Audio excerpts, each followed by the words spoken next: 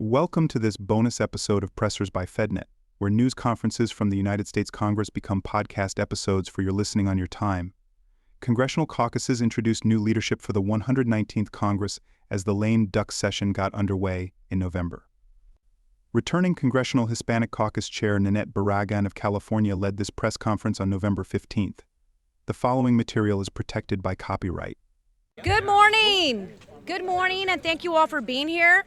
Today, the Congressional Hispanic Caucus is excited to introduce 6 new, exciting new members who bring not only historic victories, but also a renewed energy to our work here in Washington.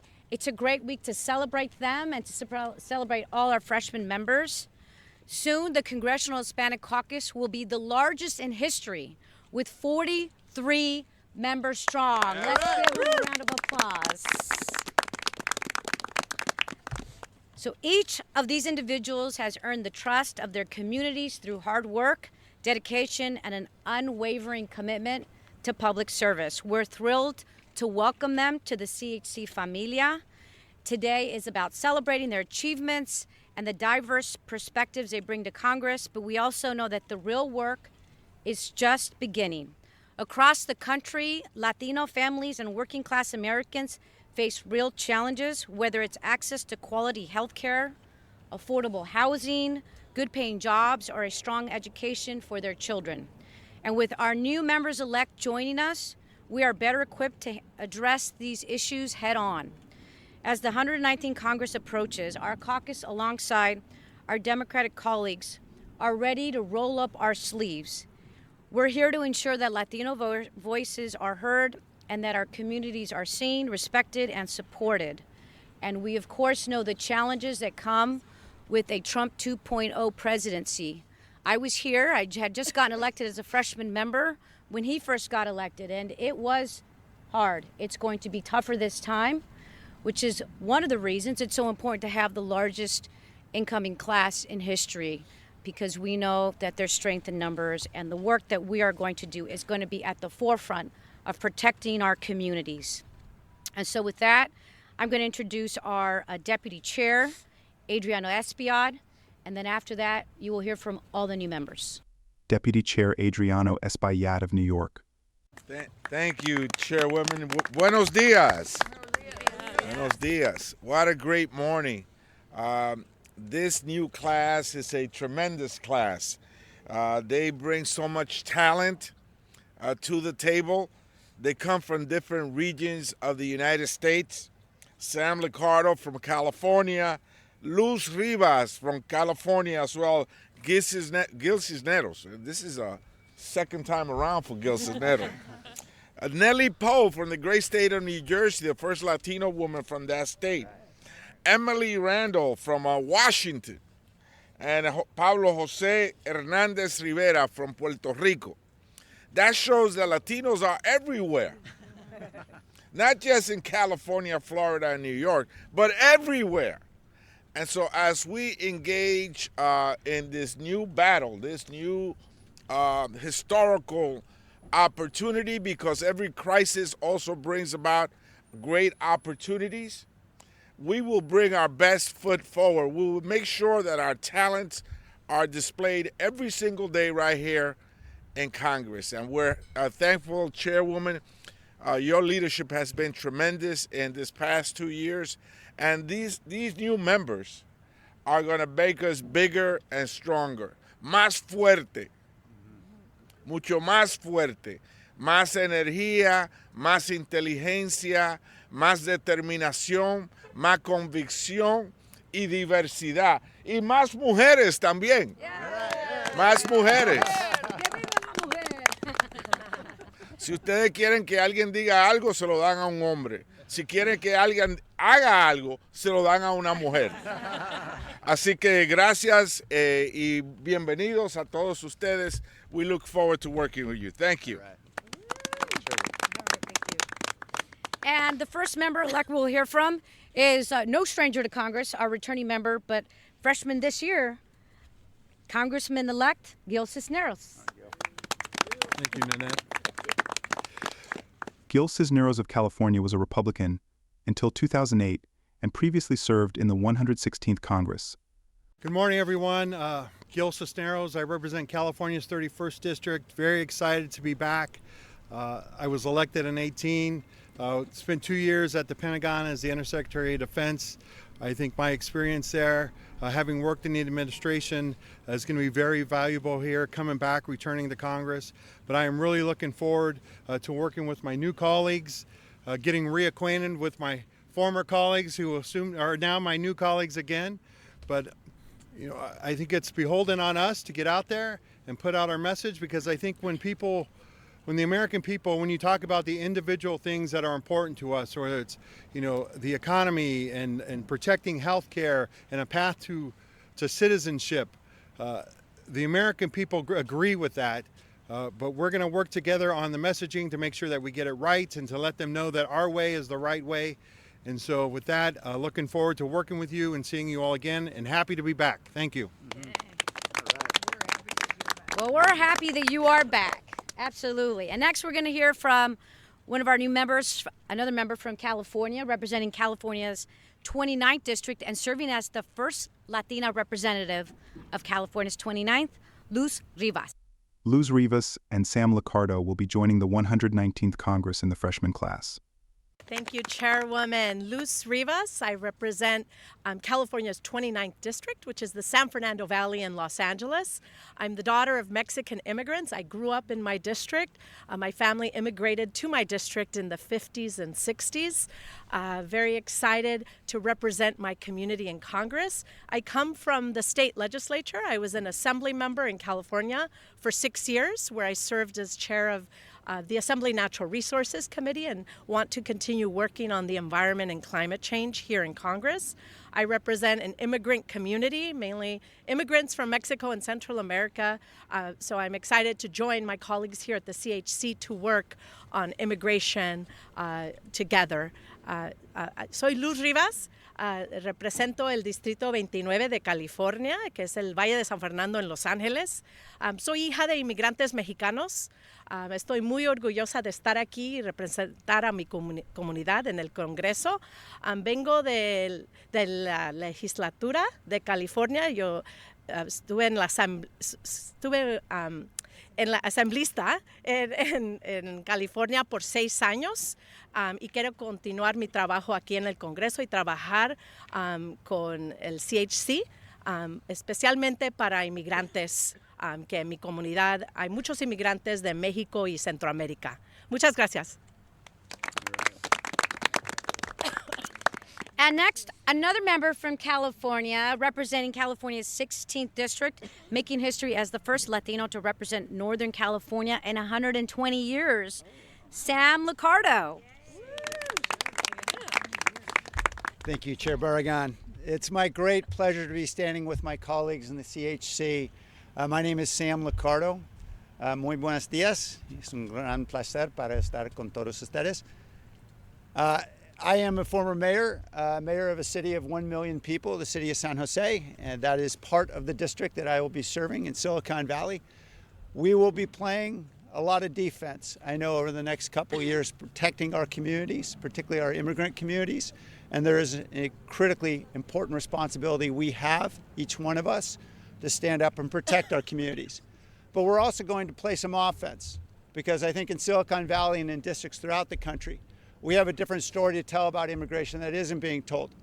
In a city like San Jose, where 40% of our residents are born in a foreign country, we believe that that diversity, attracting the best and brightest from around the world, the most ambitious people from around the world, is in fact the secret sauce to our success in Silicon Valley.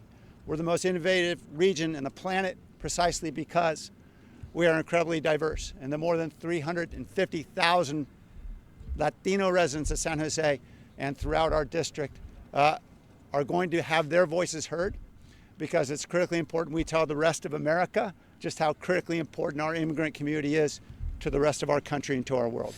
Gracias.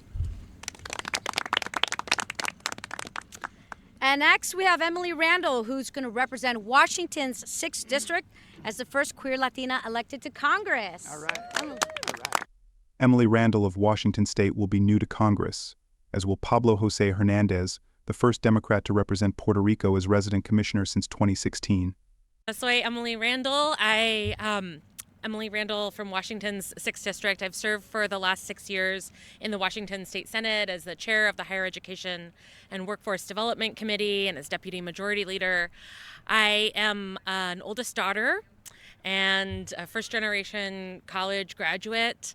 I'm the sister of a sibling with complex disabilities, and my family is an immigrant family. My grandparents and generations of my grandmothers lived in New Mexico, and my dad's parents moved them from Utah to Washington State in the 60s because they were facing housing and workplace discrimination, and they wanted a better future to raise their children in. And those are the stories that have inspired my work in the legislature to fight for healthcare access and pathways to jobs and education for everyone, so that we all have the same opportunities to build the lives that we dream of.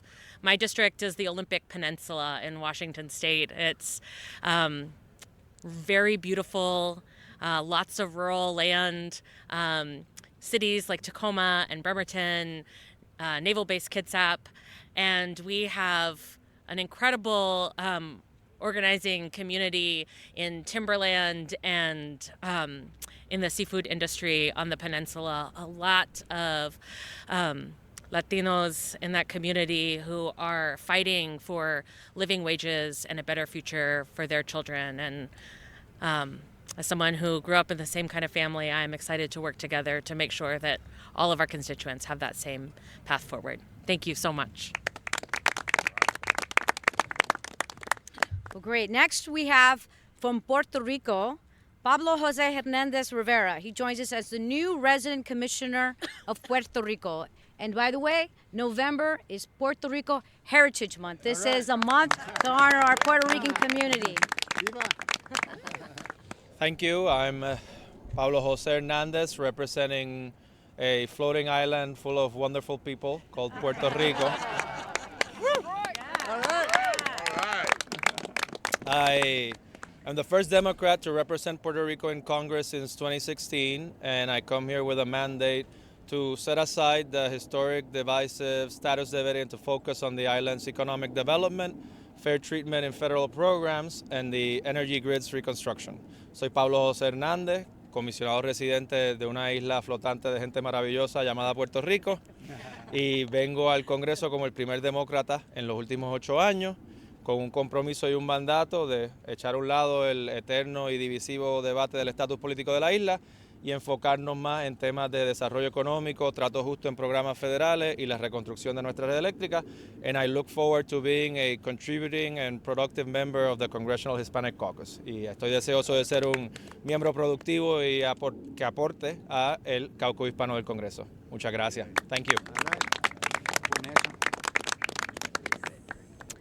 And the last newest new member, saving the best for last, we have from New Jersey's 9th District, the first Latina to represent New Jersey at the federal level, Nellie Poe. Muchas gracias. Thank you so very much, Madam Chairwoman. Let me just say that I am so incredibly honored and privileged to be here today and joining all these amazing colleagues that I am looking forward to working with them. So my name is Nellie Poe, and as it was said, I come from the great state of New Jersey. I represent the 9th Congressional District. I've served in the New Jersey State Legislature for over 28 years. I was the chair of the Senate Majority Caucus, as well as the chair of the Senate Commerce Committee and vice chair of Judiciary. I am looking forward to being able to make sure that we represent the state of New Jersey, but especially my district, making sure that we do the work that the people send us here to do. I am looking forward to working very closely with all of our members from the Congressional Hispanic Hispanic Caucus, and so delighted to not only be here, but also to get some real work done. I know that we have a very tough time in front of us. I know that we are up for the challenge, and we're prepared to do just that and do so on day one. Thank you so very much. Thank you. And I also want to recognize the rest of our colleagues that have joined here today. Any and all of us are available for questions. So, do we have any questions? Okay, let's see. We'll start here. If you could identify your outlet when you speak as well, and then we'll move over this way. Hola a todos, soy Samuel Arrial with Notice NOTUS. I'm wondering, the CHC thinks that Trump's anti-immigrant and anti-LGBTQ community message cemented a new Latino, right-leaning Latino coalition. And what should Democrats turn even more right to tap into that coalition and try to break that right-leaning supporting Trump coalition? So, yeah. Okay. Anybody? You have to say that. You want to go to the microphone. Identify yourself as the Vice Chair of Communications. My name is Norma Torres. I am a Congress member from California's 35th Congressional District, Vice Chair of Communications for Congressional Hispanic Caucus. I want to be clear. Latinos are hard-working individuals. Look at our beautiful, diverse community that is represented right in front of you. I think that we need to get back to our communities and continue to talk to the proud Latino men that work the hardest jobs, sometimes the dirtiest jobs, but simply want an opportunity for good wage and a fair employer. And that's who we represent. We're getting back to that message, and we are positive that we will get back the people that we've lost in this election. Very quickly, so the economy should be priority number one for Democrats going forward? Absolutely. Absolutely. You want to say Absolutely. Our families, as Norma said, and Latino men, all they want is opportunities. We want to make sure that our children and grandchildren can move forward unimpeded, that they have the same opportunities that all of us here got. That's all we want. And we'll be able to say that in English y en español también. So we look forward to the debate. I think at the core of our being and our families is hard work, sacrifice, yes, patriotism, and opportunities for our kids and grandkids. That's all we want. So we're not gonna be sidetracked by another debate that's looking to be divisive. We're gonna vamos a traer unidad. We're gonna bring everybody together. And just so we're clear, the economy was top of mind for Latinos. Housing is still too expensive. Food costs are still too expensive. And that was top of mind, and we are committed to working on those issues to bring costs down and to help our communities. We have heard, and we're listening, and we're continuing to listen and engage across the country. Coming from Florida, from the land of Trump, and having won more votes this time than last time in a tougher election, it was about the economy. We have a strong message. We just have to make sure we're doing a better job of delivering it. We brought inflation down to 3-year lows. We lowered healthcare costs. We're fighting for the environment. It's all about jobs, jobs, jobs coming from the infrastructure law, from the CHIPS Act, from the Inflation Reduction Act, and making sure that we're protecting our future. I will say this, though. Deportations equal inflation, and so do tariffs. So a lot of people voted trusting that Trump was going to lower inflation even more, but we're going to see how that works out. And we're united as a caucus to work with him when there's common ground and fight him when accountability and justice demands it. Okay, over here. Madam Chairwoman, Kelly Ferris with Fox News. I just want to ask you what you think about Trump's mass deportation plan. He's now talked about it on the campaign trail, and then he's now talked about it again and made some appointments for his border czar and other immigration officials. Can you just kind of respond to that plan, and how can the Congressional back on that part of the Trump agenda? Well, the Congressional Hispanic Caucus is going to work very closely together, along with our leadership, to push back on this idea of mass deportations and the plans that he's putting together. Just yesterday, we had a meeting on this very issue. And what we see is the mass deportations are going to have a negative impact on the U.S. economy. But it's also about lives and family and people who've been contributing to this country for years and decades. These are our neighbors. These are our friends. Some of these people are doctors and our nurses. And so we vigorously oppose the effort of mass deportations. You know, President-elect Trump even said that this plan will sweep up innocent Americans, women and children who are not even undocumented. That's wrong, and that's not a country, and that's not the values that we hold here. This is a nation of immigrants. We should value and respect them. This is not the way to go, and I think that we need to look for every opportunity to push back on any type of roundup of communities. And so with that, I think there's going to be a lot of work to do, and I think the American people should know the cost of what this the proposal is going to cost. The estimates are up to like $88 billion for every 1 million people that he's planning to deport. So we're going to continue to fight for our communities, and we know that there's a lot of fear. We know there's a lot of concern. We're hearing it from constituents. We're hearing it across the country because we've seen what he's done before. I myself was at the southern border during Trump 1.0 when I ran into a young U.S. citizen child who was being held in detention. This is not a country where we hold U.S. citizen children, and demanded that she had to be released. So it is of concern, and we are preparing to see how we can be most helpful in protecting our communities. Let me add to that. Let me add to that. The plan that he has outlined, make no mistake about it, will wreck our economy. You go back home, you talk to people that are working in construction, in restaurants, in any sector. All those sectors will tell you that immigrant labor is extremely important and essential for our economies and for our country to function.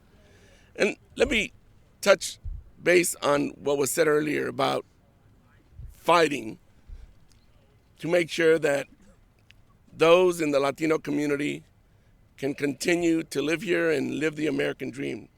Latinos want the same thing as any other group: good health care, good education, good jobs, to be able to provide for their families, to live that American dream.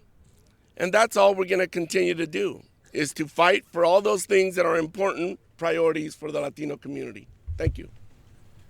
Okay, Rafael. Can I add something to that just real quick? Yes, and then we'll go to Rafael. Gabe Vasquez from New Mexico's 2nd Congressional District. I represent 180 miles of the U.S.-Mexico border. One of the challenges that we face, that we discussed in our meeting, is actually how this is going to take place. Now, in my community, we have seen the Federal Law Enforcement Training Center in Artesia, Holloman Air Force Base, and other makeshift facilities become de facto family detention centers that produce the types of conditions that allowed for child sexual abuse that has been documented. GA reports have come out in the past of how hard it is to actually carry through what Trump is planning to do. And that is something that the CHC is going to be a watchdog on how we use federal dollars and how federal facilities are going to be used, potentially, if this is the plan, to make sure that these families, and many of them are mixed status families, do not suffer at the hands of private prison corporations that have been known to violate not only U.S. law, but their own standards. And that's one of the things that is really important for this caucus to take notice of, and one of the things that we're going to champion. Thank you, Chairwoman. Okay, we'll do last question to Rafael, and then members will be available after if you want to do individual interviews. Rafael? So sorry to bring it back to campaigns, but in 2016 there was a lot of coverage that the growth of the CHC was sort of a silver lining of that election. This election, the CHC is growing. Democrats did not do well. put it mildly. What lesson does the party at large have to learn from how the CHC is doing this? Anybody? Okay. First, we're going to have more Democrats sworn in than we did in the last Congress. So Democrats have grown. 27 of our 31 frontliners are returning. We held 4 competitive open seats, Democratic seats, including Abigail Spanberger's seat and Katie Porter's seat. We've elected 6 new CHC members. The CHC is growing. We were in a tough climate. So by all accounts, by measures, given what we've seen happen across the country, I think that we held, and we're given the conditions that we were in. But make no mistake, we have work to do. And we have to make sure we do everything we can to get back in the House majority, because we know that there are no guardrails on this incoming president. And he is, as we've seen already, just from appointments, what he's doing to this country and what his plans are for this country. We have to be there to make sure that we have the gavels back, that we could set the agenda, and that we're actually doing things for the American people, for working class families and middle class families. We know that Trump's plan is to give a tax break to the billionaires and his friends, his wealthy friends. He's not looking out for working class folks. He's not looking out to grow the middle class. Those are our communities. Those are Latino communities, our working class folks. And so I think our focus in the next couple of years is going to be to protecting our communities, see where there's any common ground to make progress for our communities, because that is still at the forefront of the work that we do. But it's also going to be to work hard to make sure we get the House majority back, which I think is so very critically important. Thank you. Thanks for listening to this FedNet podcast, and be sure to subscribe on your favorite podcast platform. This program is copyrighted by Federal Network, Incorporated, and provided only for informational and educational purposes. Unauthorized reproduction, distribution, or use of this episode, without expressed written permission from FedNet, is prohibited. Thank you for listening to our coverage of the United States Congress like no one else.